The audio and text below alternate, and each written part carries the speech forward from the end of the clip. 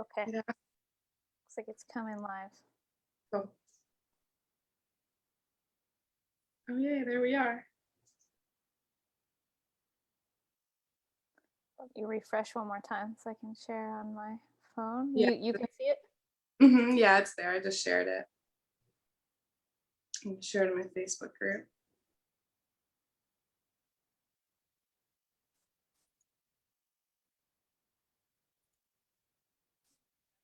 Cool. You good? Yeah. Okay.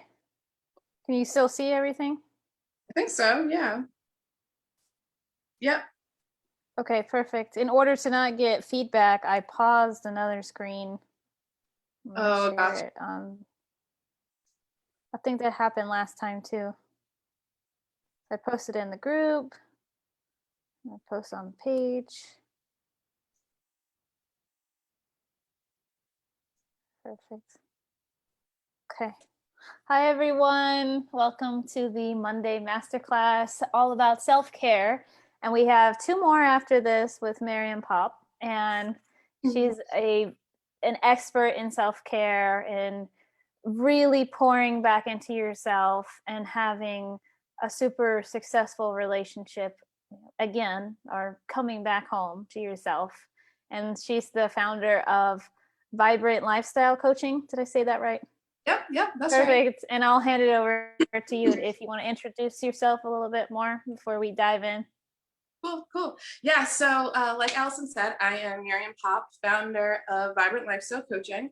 I work primarily with women, overworked, overstressed, women on a mission, helping them, guiding them to tools, habits, routines that help them manage their stress by way of reconnecting with themselves and their truths and leading life from that space. I firmly believe that so much of our stress comes from being disconnected to ourselves and our truths. And self-care, caring for ourselves, is how we come back home, to ourselves.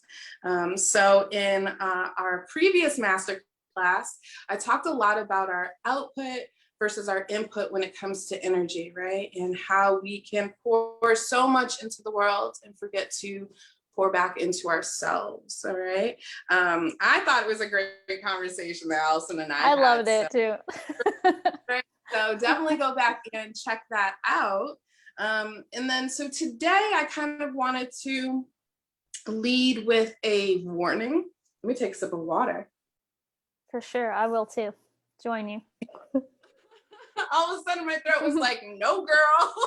Take a pause. Oh, there's my self-care. Let me take a pause.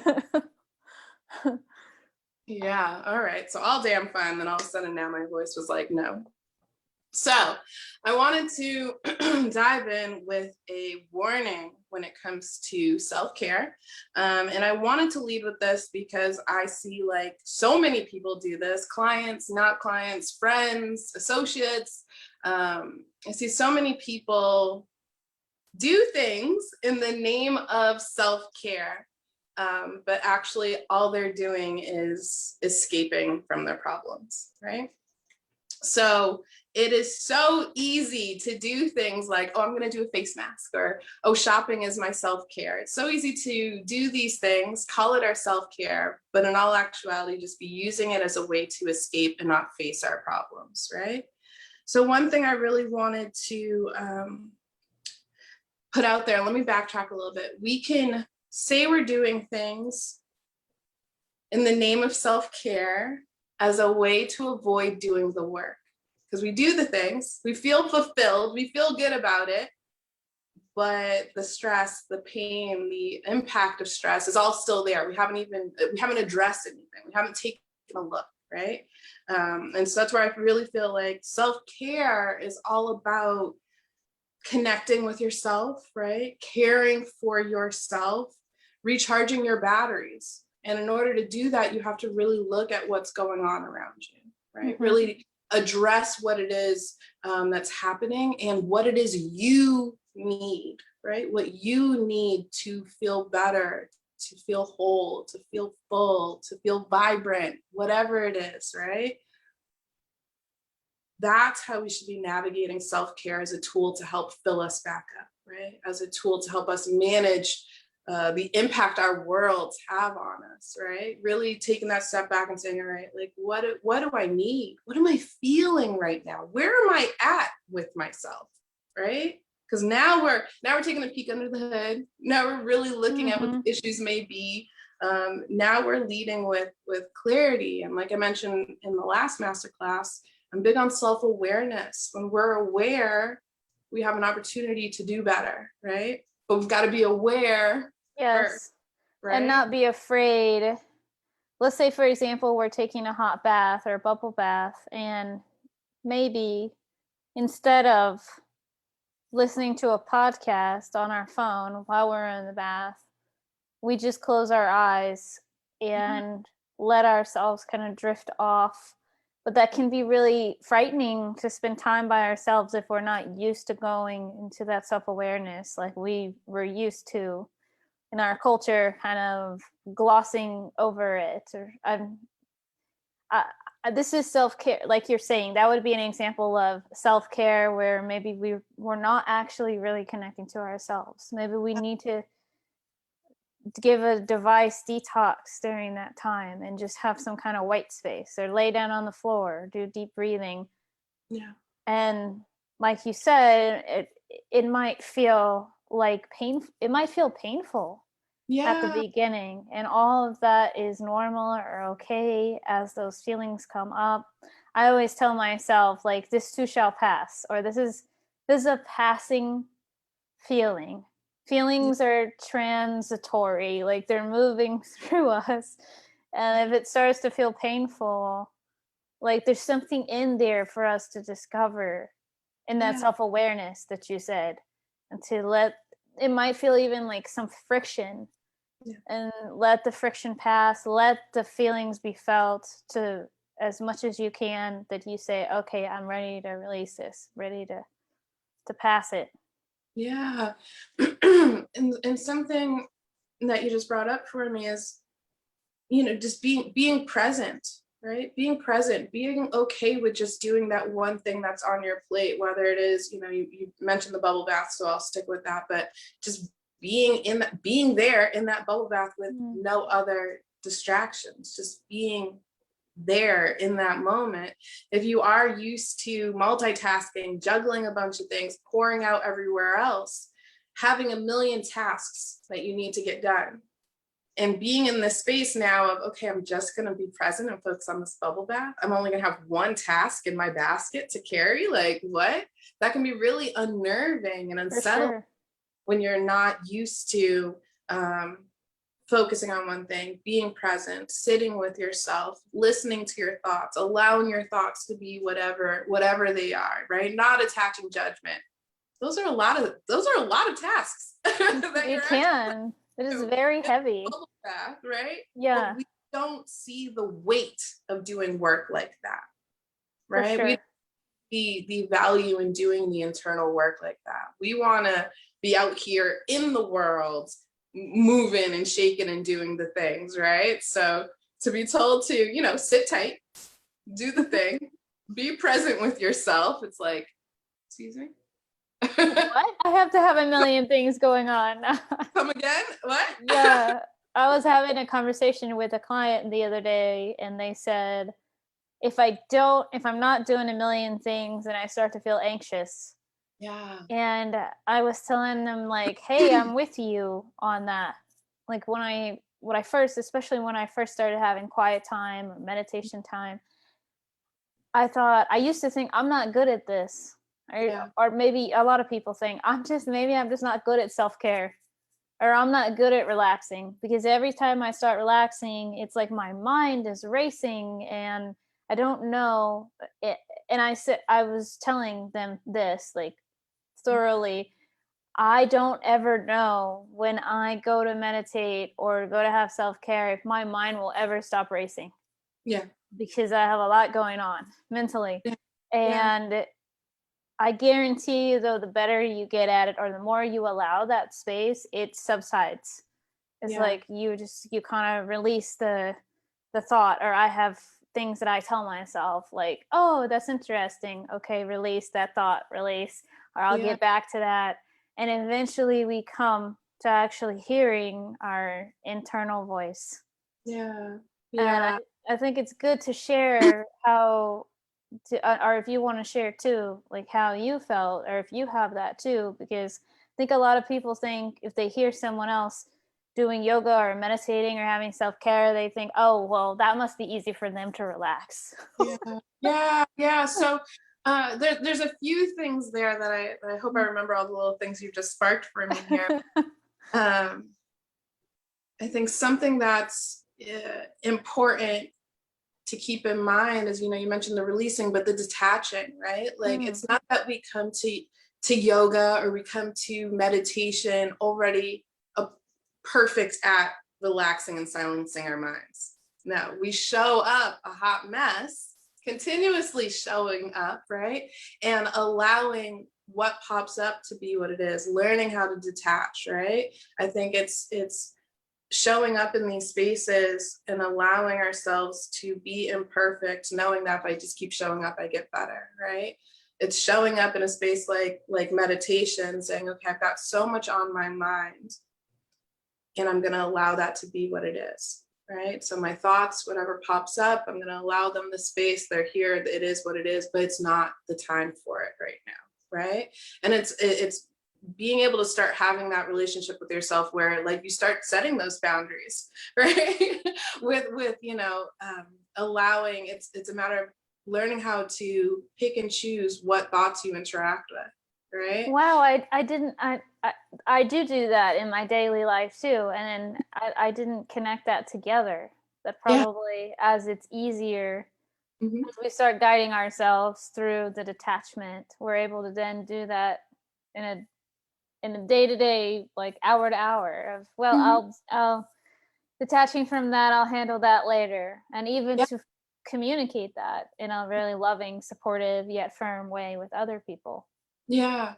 too. It's interesting how it's so easy to not realize how much power we have to choose our thoughts. Mm-hmm. And it's not something that comes easy right out the gate, but with time and consistently putting in the work, it does get easier, right? Um, but it's allowing that space, detaching, and it's not beating ourselves up, right? So when you're in that space, you're trying to meditate and you're not detaching from the thought. You're so focused and now you're so upset that, oh my gosh, I can't meditate. There's got to be something wrong with me. Da, da, da, da. You now we're just building this momentum that is so far from the point of meditating, right? Like the whole point of meditating is to help ground us, get us centered, Right. right? So if you catch yourself in that space where you are picking on yourself, right? That's your cue now. Oh, okay, I'm doing that thing. Let me walk away from this. Let me stop beating myself up and come back to the present. What is in front of me right now? What can I focus on right now? What can I feel good about right now? Because the picking on myself for my inability to quiet my mind is totally defeating the purpose of what I came out here to do right now. Right. And so, like, you see how you've taken those lessons and moved them into other parts of your life. Right. And so, imagine, you know, for those watching, doing that work and then saying, okay, I can take this and move this into this area of my life because I can see how that would um, benefit me. Right. For I sure. totally like giggling now because I like forgot what the other two things were that I wanted to like speak on. I just went on that little tangent there, but I Well, did have being good, one of the things, like thinking that I'm just not good at self-care or maybe think meditating. I'm glad you brought Yeah. that.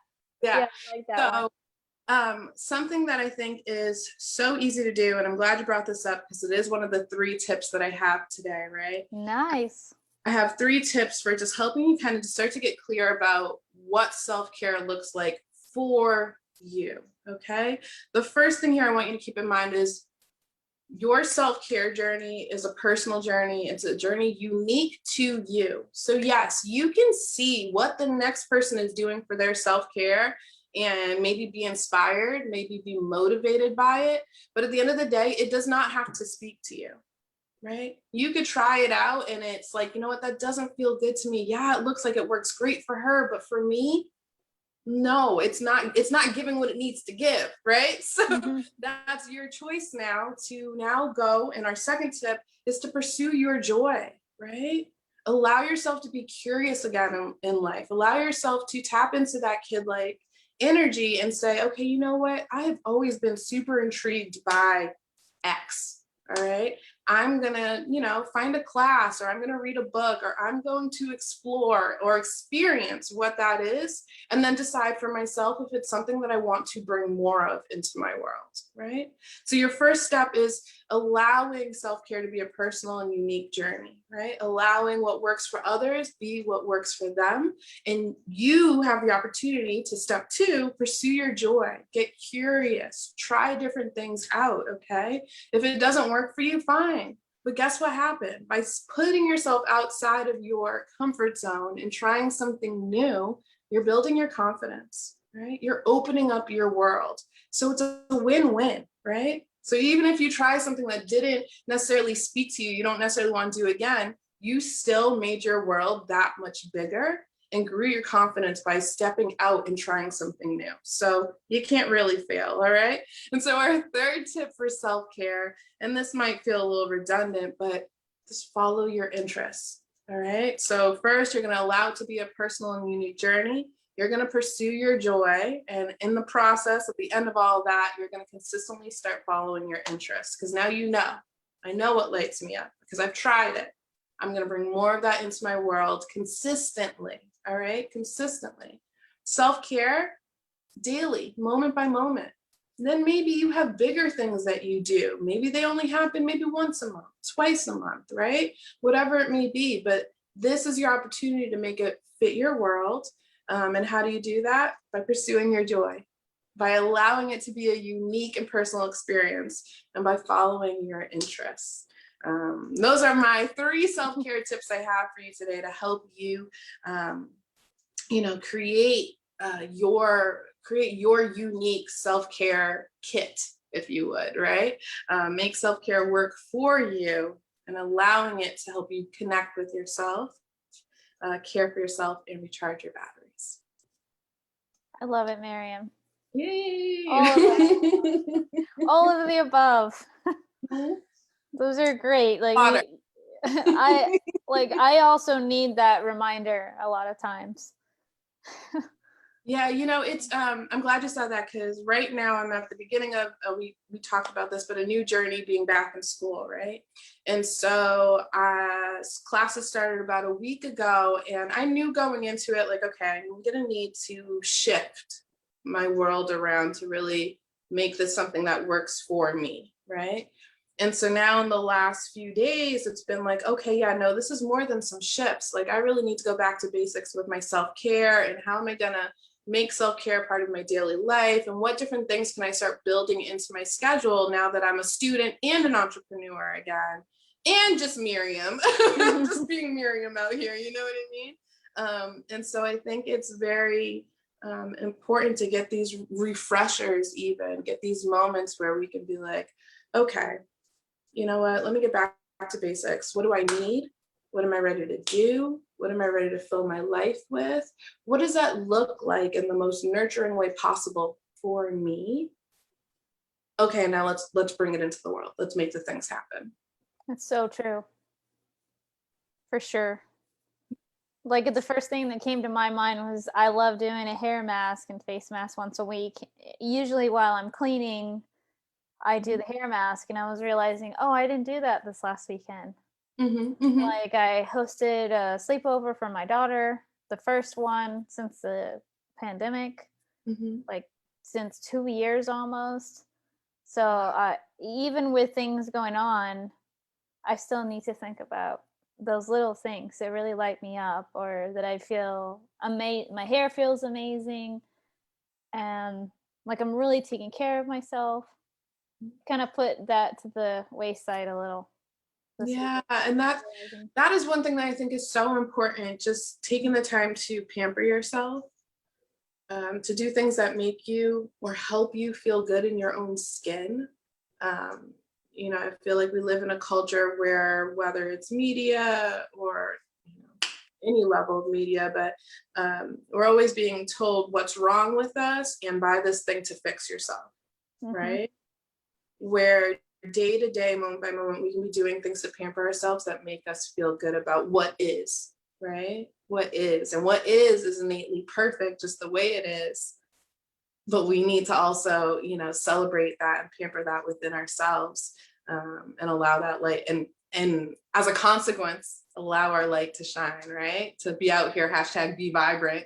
Yeah, But it but it's does. the pampering, it's the doing the little things that light us up. It's Every wearing day. your favorite, or it's doing your hair mask. But when we feel good in our skin, life feels easier too. It really does. And something, this might sound simplistic, that I love doing.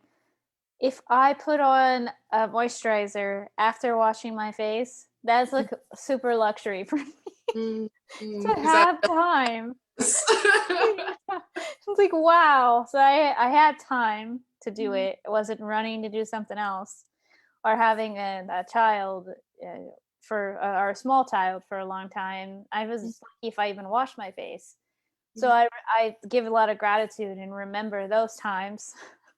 And also, I need, for people in my life, I need them also to understand and respect that time. Like, I'm going to go get ready for bed, and then I'll call you, or like letting them have giving that space to myself, even if that means taking the time to floss when you brush your teeth, or put on moisturizer after washing your face. Those things to me they feel essential. Like, they just feel so good.